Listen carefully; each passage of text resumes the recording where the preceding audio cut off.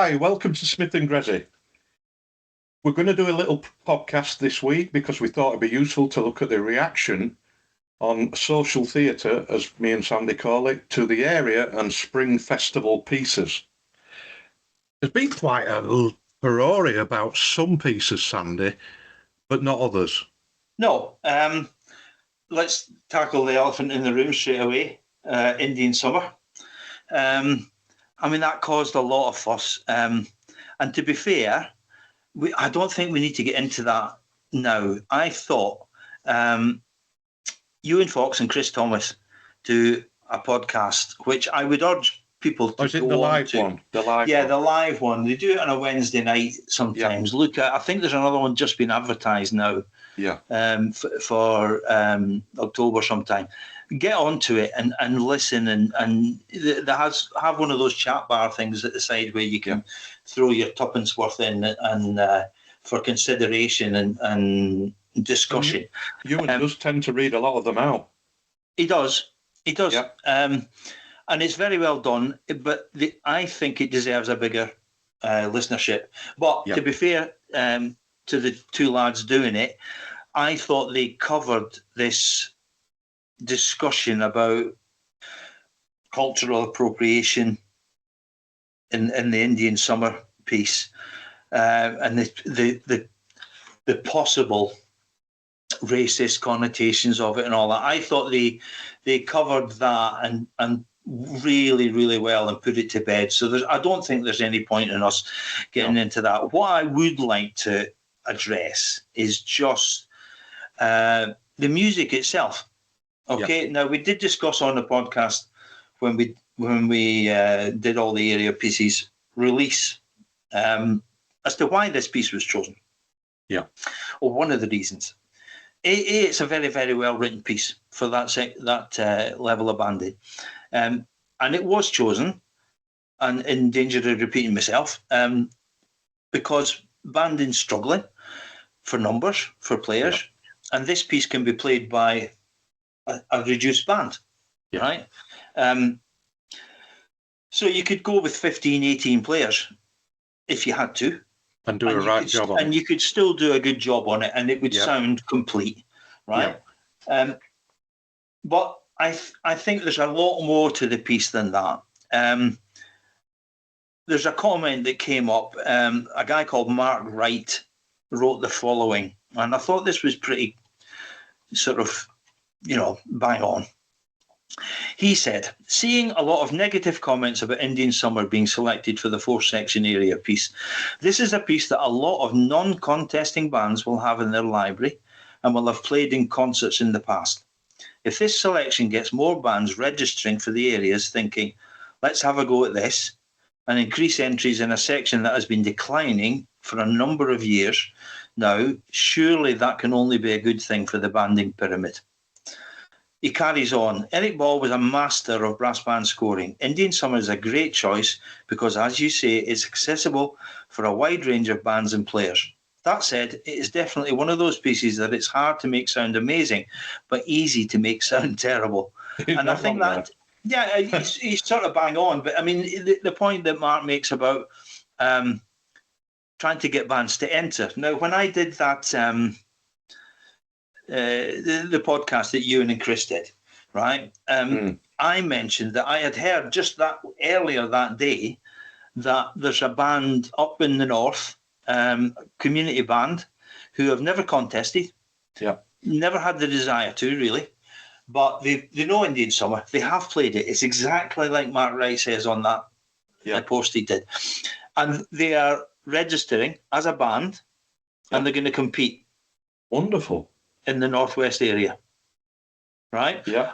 When I said that on there was a lad came on, Dean Woods, I think. Ewan obviously knew him from South Wales, saying, there's a load of sort of old fart players getting together because they fancy a bash at this. They one of these daytime community band sort of things. And they're saying, we're going to go for it and all. Now Wales desperately 2 new bands. Well, as it stands. Yeah. And I think the complaints about it, I mean, Eric Ball knows what he's doing, right? Yeah. Morgan Griffiths sent me a couple of little articles. He'd found them online. So there's certainly, I'm not claiming any sort of thing about that. I think this is worth reading out.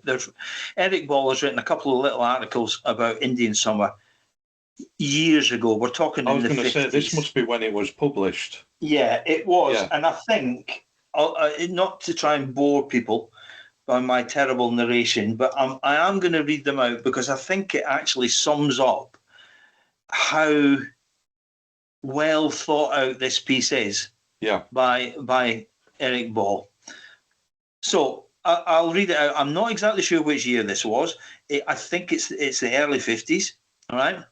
And he starts off. So this is Eric Ball speaking.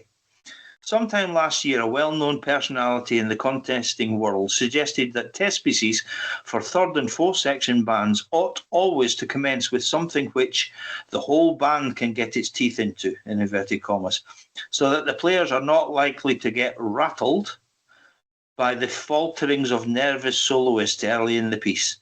Yeah. Such suggestions are always welcome, and this one has been followed out in the work under review. The first movement, The Great Chief Speaks, is scored for full band almost throughout. Strong, full-toned yet rhythmic playing is required, and players who can sustain well will have a great advantage in this movement. The smaller rhythmic groups of semiquavers here and there will lighten the texture of the music, which in any case should never sound unduly heavy or laboured. Yeah. Simplicity is the key note of By the Cool Waters, which is the second movement. The music should flow along in an unpretentious style, and the melodies should never become highly charged emotionally. The dance-like music at letter G must also have a certain gravity, and in fact the word cool is the key to the interpretation of the whole movement, although it need not lack a suggestion of quiet ecstasy. The closing bars are not too easy to negotiate from the standpoint of balance and blend. So there's a few tips there for the end of that movement right from the composer. If the second movement is cool, then the third, a totem dance, is rather hot. Here, well-marked rhythm is a very important factor. In this matter, sections M and O may cause some difficulty to immature players. Bandmasters may be tempted to help them by some kind of unorthodox baton work, but in the end, it will probably be found best to indicate clearly the 1-2, 1-2 rhythm as a basis upon which the whole structure is held together. This movement calls for plenty of fire and spirit, even in the quiet passages, and is probably the most difficult part of the whole piece technically. The final hymn to the Great Spirit is to be well sustained but rhythmic and flowing. Save something for the climaxes in the last part and play the whole in a spirit of exaltation. So that's what Eric Ball said about his own piece, Indian Summer. There's loads of little gems that conductors can take away from that, and it's written to test a band in all the basic stuff that needs testing at that level. And if you're worried about it's a bit easy or something like that. Well, if you've got a band that can make a really good noise and do all the cultural things that Eric Ball's asking for, you'll succeed, right? You can't have the last 2 years were new stuff, right? And it's again. Well, let's shake it up. Can they cope with something else, right? Yeah. But you're also getting a piece that you're getting bands to participate. Anybody who thinks that's a bad idea is clueless, as far as I'm concerned. I'll just read you one other thing. There is another little article which covers another niggle about this piece, and it is a niggle which, has a bit of merit, right? Yeah. I'll read you out the little article from Eric Ball first. It's about the errors and stuff in this piece, right? There are a few errors in the full score and band parts of this. Is again Eric Ball speaking. Yeah. There are a few errors in the full score and band parts for this work. Some of which, and this is interesting, some of which are quite obvious and easily corrected. Yeah. Now, this is going back. So we just used to do this, right? Now it seems to be like Do it for me. The world's falling apart if there's a dot missing out under a semiquaver, you know. Yeah, more obvious, easily corrected. But there seems to be a great deal of uncertainty about the passage on page 10 of the score, Poco Meno Mosso. Here, the addition of a few natural signs will put matters right. The corrections are, and I will read them out because it's only 2 or 3 paragraphs till the end of this bit. A naturals are required in the first trombone part, bars 3 and 4, and in the euphonium part, bars 2 and 3, and in the B-flat bass part, bar 4. An E natural is required in the E-flat bass part, bar 4. One or two correspondents have thought that rather harsh dissonances were wanted here, but this is not so. The harmonic basis is the simple chord of D major, dominant of the key of G minor. These are not printer's errors, but mine. I must have been nodding, he's got in inverted commas, when reading the proofs, or more probably took it for granted that I was seeing on the printed score what I was hearing in my mind. And that's what he says in that article. There's other stuff, but it's not really quite relevant to That's really interesting, you know, because that's well before the days of Sibelius. Oh, yeah, it is. You know. And he's sort of blaming himself for that. But this brings us to the point, right? And it's a good point that a few people have made, is that apparently when bands who don't have Indian Summer, which goodness knows can't be that many, you know, that again was one of the reasons, you know, let's give the bands a piece that most of them will have already. When they've had to buy a new set, it's basically just been a set of photocopies of this original score, which is 60, 70 years old. Why have they reprinted it? Well, so as far as I can gather from, and this is nothing to do with Capitol, right? This is the publishers, right? They have just taken what they've found on the shelf, run off some more copies, and charged 79 quid for it. What? Right? Yeah. So I would say that's scandalous. Right? You're not wrong. You're not wrong. I mean, let's not beat about the bush. This piece is well known, right? It could have been reset. It's not a difficult piece with millions of notes in, right? Sandy, can I ask a question? When will the publisher have known when that piece had been picked? Because they get to know way before bands do. The meeting we had was the back end of May, beginning of June. I can't remember exactly. It was a Saturday. We were in Birmingham. Yeah. I know it was before the beginning of June, because that was strangely those Sam Fender concerts that I did with Easington in London. It was done before then because there's a little strange story. When we were in the London Stadium for that concert that weekend, it was about, I think, the 6th of June, Easington, we were killing time a lot of the time. And they were rehearsing for the Doc Martens contest. And they had their band rehearsal in the afternoon, sort of lunchtime. We did a sound check in the stadium. It finished about 12:30, 1 o'clock. Got some dinner. Band had a rehearsal in the afternoon for a couple of hours, just because they were all there and we were killing time.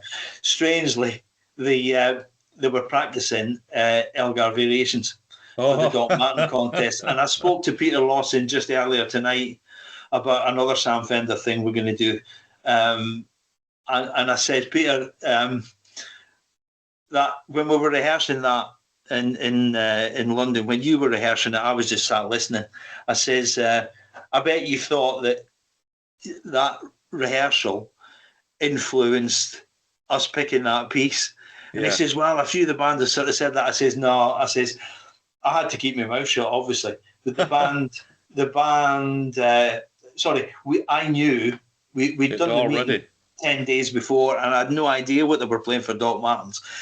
So I just had to keep quiet. So he says, well, I'll correct them tonight when we go to band, you know. So, because, but anyway, so that's when the pieces were picked. So I would say shortly after that, so early June, these all these publishers would have been sounded out to see whether they could produce it, because Chandos, we had a bit of a do with, you know, the score, because the score was a condensed score in concert pitch, and they have, I'm assured that they have produced a full score in as a normal looking brass band score. So they did it.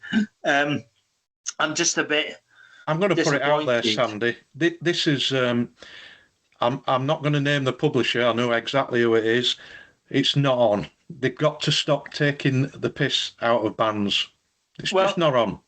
I think 79 quid's pushing it. I know it's not right. You know, some people complain about, oh, this price suddenly shot up. Well, okay, if you're looking on a website for a test piece that's not been used for a bit, or you know, whatever, they may only have 3 or 4 copies of that sat on the shelf. If they have to produce properly more sets at today's prices, and they've not renewed their stock for 10 years, then there'll be a bit of a price bump. Yeah, we get that. But to just run up a few photocopies, it's just not. Especially, yeah, I mean, to put Indian Summer, a skilled Sibelius operator to put Indian Summer score into Sibelius, a day, couple of days maybe, maximum, just, you know, doing bits, not difficult. And the before any printer comes back trying to bamboozle me with printing costs, you needn't bother, because that's an area that I work in. Right. I just think, and I noticed that somebody else, quite an enterprising person, a young lady, I think, not that matters, tried to sort of suggest that maybe a borrowing scheme could be set up. I mean, if they're selling a new set for 79 quid with all the mistakes in it, you might as well just borrow a set with all the mistakes in it from another band that's not playing it. Well, I'm telling you now, John Field have got a full set, so if any band wants to borrow that, they're quite welcome. Right, well, there you go. I mean, that's what I would be doing. You know, but I think it's like you say, it's taking the mickey. It's taking the mickey a bit. At least, I mean, for goodness sake, you know, 80 quid. How many bands? 5 sections. There's about, call it 100 bands, right? Yeah. At 80 quid. You know, 80 bands at 80 quid, 6,400 quid. Yeah. You know, you pay 500 quid for somebody to put it on Sibelius for a couple of days. It's, I don't know. It's just lazy. It's lazy. Yeah. But that's, I mean, as far as that's concerned with Indian Summer, I think it'll work. I think it'll work. It'll get people in listening. You know, please don't say that it's a crap piece or something. It's not. No, you know. But as far as, you know, moving up through the sections, then how are 3 Earth Impressions, Gordon Langford? I think the next 2 or 3 pieces, nearly all of them actually, have been received pretty well. I ran my band through Howarth Impressions as soon as it was announced, and I'm quite excited by it. It's one hell of a challenge. There's a lot of it's very sparse in scoring in places, and these chords pass around the band. I'm looking forward to the challenge of it at third section level, getting that right. I think it's just good music. It is well written. We've said this before about Langford, you know.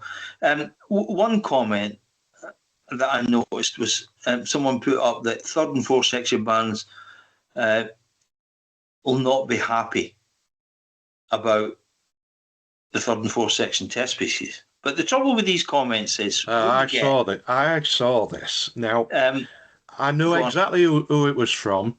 Yeah. It was from an executive member of ABBA. Right. Who should know better. Now, if you're going to come out with a comment like that, you should be telling us why they won't be happy. Well, this is the problem with a lot of these comments about pieces. So this goes in, you can almost tell how the conversation goes, right? People will say, it's crap, this. You'll say, Why? Oh, it's just crap. I don't like it, and that as if that's a, reason. What would you play then? Oh, well, it's not up to me to do that. It's the music panel's job, to pick the pieces. So what you get all the time is, oh, this is no good, but you never see, I would rather play X, Y, and Z, right? Yeah. You never get that. You No, never get the suggestions. It's just the moans, Yeah. They're just complain but offer no solutions or alternatives. It's not worth the electronic social theatre paper it's written on, But really, I did see that, and I was livid when I saw that. Not the fact that they'd written that, Sandy. It's the fact that they will not. Somebody high up in the judges, ABBA, is not offering a solution. They're just stirring the pot. Well, but this happens all over with these sort of things. To be fair, that's the only sort of derogatory comment I've seen on it. I've not heard any derogatory comments. 20,000 Leagues Under the Sea, I've not heard anything bad about that. No. Maybe people don't know it yet. I don't know. Lost Lebbet, nah. I've heard nothing but things saying about great choice. Yeah. And the more I listen to it, and I have, because I thought, well, have I missed something here? Is it not very good? It's great. It's really good.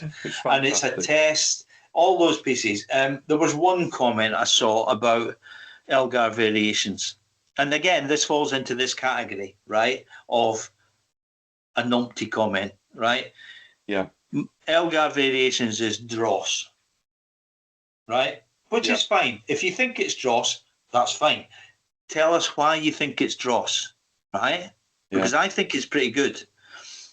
If you think it's dross, that's a valid stance, as long as you back it up, right? If you can't back it up, it's not worth anything.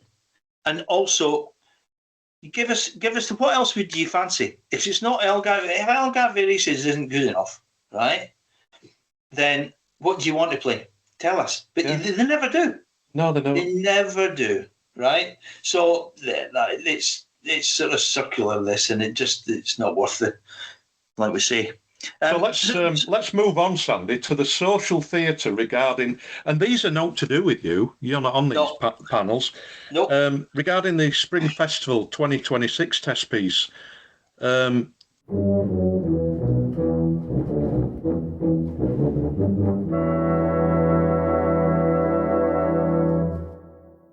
top one, it's the Grand Shield, is Star-Crossed Lovers. Mm. And somebody wrote, in what way was Star-Crossed Lovers used to popular acclaim? They've obviously said it was very popular at the Open. I think on the press release that they did for the they said it was released to popular acclaim, right? So they're saying, in what way was it not? Well, I'll tell you how popular it was. Just go on Wordplay, listen to Brighouse, and look at that standing ovation they got. Right. The whole hall was nearly on the feet. Well, I mean, that person goes on to say, every player I spoke to said it was terrible to work on and very unrewarding to play. And I found it dull as an audience member. The last 5 minutes of the piece were completely vapid. Now, I did help Morgan at Hammonds on the run up to the contest a bit. And the week after, so this is the 12th of September, I think, they had a concert in Skipton Town Hall. So we went up for a day in Skipton, went to the concert at night. They finished the second half with the sort of recapitulation bit, where the quick chords start and then it goes in. And Morgan sold it to the audience with the Montagues and Capulets, this music from The Apprentice and all this stuff. So, and I obviously knew it really well. He played this as a finale for the concert. Yeah. And I was watching the audience around me, right? And they're playing the Dance of the Nights. And there's a woman nodding her head. There's people all along the row I was sat on, tapping their feet, tapping their hands on their knees, right? It's got stuff in it that people can associate with and relate to and like, right? And they were fascinated by the big ending, right? Yep. And because Morgan had mentioned me a couple of times and saying I was there, they played a couple of arrangements and stuff, and that I got an association with the band a bit. As I was going out at the end, people were coming to me as if I was an actual part of the band, saying, "Oh, that was fantastic! I loved that last piece and that, and all this sort of thing," as if I was going to relate it back to the people in the band. People liked it. Yeah, it's not. I don't think the piece as a whole worked. There are structural problems, maybe for me, and it's not exactly what it says on the tin, but it is good to listen to because the source material is good, right? Yeah. So I think it'll be a good test. It will. That'll be a good test. The real problem has come from the other two pieces. Right. Ballyfer Band is the one in the middle, right? Of the three sections. So, some of the comments. Bally was set as a first section area piece at the back end of the 90s and was my last ever contest I played. So surely a step back for such fine championship bands around. So, there's so much to discuss there, right? This idea that a piece is the nonsense of a piece being not fit for championship section because it's been used in the first section or played as an own choice in the first section. It's garbage. It's utter garbage, right? Yeah. So, two examples I would give, right? Homeforth contest a few years ago, I heard a second section band. I'm struggling to say attempt connotations. Yeah. Right? It was a car crash, an absolute car crash. Yeah. If people are just looking at that on paper, they're thinking, ooh, that must have been a bit of a band there. That second section band playing connotations. It was absolute crap, right? Yeah. They couldn't play it, right? Three Figures was set about 20 years ago as a second section finals piece. Never. In fact, this is one I used to argue with our dear friend Duncan. I think Duncan did very well in that contest, and he says it was a real struggle, right? It's a nightmare, that piece. That's a championship section test piece. So all day long. Just to say that because on paper, it's of that standard, it doesn't wash, right? Ballyfer Band is a really musical piece, right? Well, as you know, Sandy, I'm a tuba player, and in there's two sets of duets for the tuba section. And this is just narrowing into. I don't know many bands that have got good enough tuba players to really pull that off as it should be. Yeah. I don't think the standard's out there. It'll find them out. You watch. That's another thing. There is an assumption with these sort of comments about, it's been used as a first section piece. It's not hard enough now for the middle section of the Grand Shield. There's an assumption here that the overall standards are getting better in every section, which I don't think is true. No, it's not. And then someone else has written, yet still, somebody's saying about the piece, it's not good enough. And then reply to that first thing about, surely a step back for such fine championship section bands. And then somebody replied, yet still, bands struggle with many of the subtle, more musical aspects of playing. And it's full of it is Ballyfer Band, isn't it? Yeah. And I think the good thing about this, it is a piece full of music, which I would argue the five pieces that have been chosen for the areas are as well. But bands like to be judged on what they see as technical aspects and not the musical ones, which I would say are technical as well. But they like much more to be technical. They like to be judged on how many fast notes they can play. But Ballyfer Band is bloody hard. Oh, it's hard, and it's hard musically as well. Joe Horowitz was no numpty, right? No. He knew exactly what he was doing. So that's that one, Ballyfer Band. Une Vie de Matelot. This is where it really sort of... here's one. Une Vie de Matelot is absolutely one of the worst test pieces out there. This is great, this bit. Any one of the bands in that section... Right, so this is the lowest section of the Grand Shield weekend. Any one of the bands in that section should be capable of getting it up a week before. A week? To potentially go, don't laugh yet, there's bits more to come, to potentially go from playing that to being in the Open 2 years later, it has also been used before. So are you seriously saying there's nothing better? Well, I don't know if whoever wrote that, has played it. I don't know. The reply to that comment was, and yet it produces more car crashes than any piece I know. Well, right? we judged that section a few years ago, didn't we? Yeah. On Life Divine, I think it was. Yeah. And they were all struggling, weren't they? It was a struggle. All of them. It was a struggle. But there was a few other replies on that. Un Vie de Matelot is a beautiful work. Personally, I like all three choices. None of them are easy. I would agree with that. And there are a couple of quotes that I think really hit the nail a bit more on the head. And I will say who they're from. Paul Hindmarsh. This work, and he's on about Sailor's Life in Vie de Matelot. This work is much harder to bring off than it might sound, as I recall over 30 years ago at the regionals. And that was when it was used then. And Then David Hurst has written, a deceiving piece, but so musical in its intent. The amount of control required to realise a good performance will be a good test, as will the individual solo passages. In my humble opinion, an excellent work and one that will appeal to audiences. So there's a lot more to it. Now, there's a fella who knows his onions. Well, both of them, and I think this is, again, these are choices that are oozing music. Yeah. And that's where we need to be going. We need, and I think there is a movement towards that as well. Another couple of the things. This is a different view. Why can't the Senior Cup and Trophy be a platform for new works, new composers, and a vehicle to bring in new repertoire? Short-sighted and lazy from the music organisers. I would say it's anything but short-sighted and lazy. All right.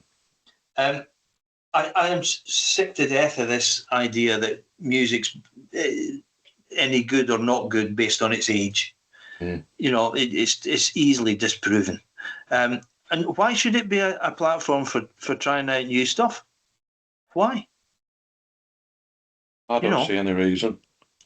We should be challenging these bands with the best music that's going to make them improve, get them to improve, and make the standard of banding better. It's not a free-for-all, as far as I'm concerned, the band repertoire is in the pot, the whole lot, and it has to be better than that, there are people that decry some of these choices, but hardly ever, like we say, come up with specific alternatives. It's an easy option, don't put your head on the line. Don't mention anything you think's better. Just say, this is crap, this. Yeah. But you never get it. I mean, one slight analogy I would make, and I don't know if this is GCSE English texts, right? Okay, so there are some modern works in amongst the possible choices on the different exam boards for GCSE English. The ones that we do at school, Inspector Calls, Priestley, the play, Macbeth, things like that. Yeah. What there aren't in these exam boards, and there are some modern stuff as well, and a lot bigger choice than I've just mentioned, right? There are no self-published stuff because you don't need a publisher these days, right? No. You can self-publish, you can write your novel, you can stick it up on these sites and self-publish it as a PDF and stuff and see what happens, okay? All the text on those things are the best that we've got for teaching young people how to write well, good, well-constructed stories. There is a bit of a similarity. We should be doing the same. We know the perils of the self-publishing stuff. It doesn't go through the rigors of checking editorial control. No, it doesn't. It doesn't. I mean, I saw a while ago, I can't remember what the context was, but we're on the social theatre, and it was that was it. Yeah, there was someone looking for. I'm trying to find a good first section test piece for my band for Own Choice. contests. Anybody get any suggestions? And there were some decent suggestions and some stupid ones. The usual instant concert and all that shit. Yeah. Excuse me. But, the usual sort of crap you get, jokers. And then there was a young lad came on, 17-year-old he was. I've written a first section test piece. And somebody said, oh, what, has it been played? No. And you think these are the sort of people that are, it's fine it's good to write them and try them out and that. Find a band to play it, find a band to take it on, find a contest that somebody will play it at and get it noticed. But don't expect that these things are going to be chosen for something like the Grand Shield. There's no divine right when you've got pieces as good as those that are being picked, in my honest opinion. No. It's got to be right. The old concept of a musical test has got to involve everything in the correct way. And quite frankly, some of these newer compositions don't do the job for me. Yeah. I think there's beginning to be a realisation. There are some good new pieces. Yeah, there is. But in their places, some of them are not contest pieces. Yeah. Another thing that I did just as an experiment, okay? And this is going back to the area pieces. Going back to 2022. So if you remember, 2021 was the COVID year that was a write-off. So we didn't have any contest that year. So 2022 to 2026. And I wrote down there's 25 pieces, 5 in each section, 5 years, 25. Yeah. Right? And I split them up into just to see if we were picking a real load of old stuff all the time. Yeah. And we're not. If you split it into 10-year chunks, right? And a lot of people say, oh, that's too much. We were talking about pieces that were written in the last 2 or 3 years. 10 years, right? Yeah. 10 years. 6 pieces out of those 25 have been written in the last 10 years. Wow. Right? 6 pieces out of those 25 have been written between 11 years and 20 years ago at the time of being chosen. Yeah. Right? And then you've got 6 that were written up to about 40 years ago. Yeah. And then you've got 7 that are older than that. Yeah. Right? Which in the wider scheme of things, you're going to do the same experiment with the proms and see what you come up with. Are we going to stop playing Stravinsky because it's 100 years old? It just doesn't hold water. It just doesn't.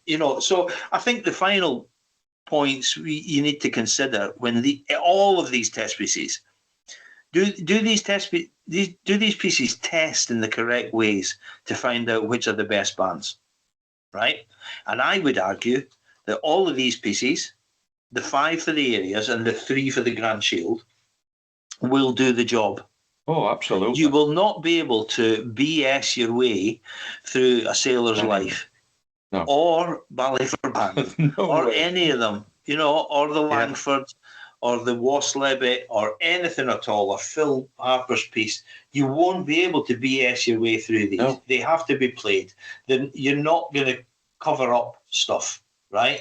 Yeah. They're all pretty transparent and full of music. There's the opportunity for bands to really make music in all 8 of these pieces. And are they strong enough in musical language and structure to reward repeated listenings? Well, yeah, I think all of them are. All of them. Will they do the job? Yes, they absolutely will. Yeah. Right? And again, this might be old-fashioned, but we're always taught, keep your powder dry. Play the bloody thing first, then you can moan about it. Yeah, how many times were we told that? At band, keep your mouth shut, lad, until you've played it. Then you can say it's crap. But nowadays, it's get your excuses in first in a lot of cases.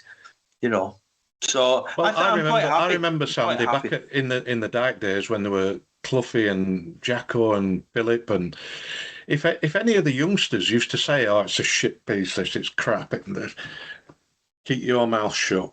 Yeah, they used to tell us, didn't they? Because you've got to perform it. And then you can have them on. If word got about that and obviously the jungle drums beat a hell of a lot slower then because there wasn't any of this social theatre stuff. But if word got back that such and such, they hate it. They're really struggling to make sense of this piece. We used to think, excellent, brilliant. Just keep your mouth shut. Just get on with it. Yeah. What did Dyke think about it? I don't know. Nobody said it. Yeah. And we made whatever piece we had. Yeah. There was never complaints, really. No. You just tried to play it better than anybody else and get on with it. I'm quite happy that all 8 of those pieces will do their job properly, and will reward musicality. Absolutely. So, Sandy, thanks for that. We thought we'd sort of get that off our chest, because we've been reading and ringing each other about what we've seen on social theatre, as we like to call it.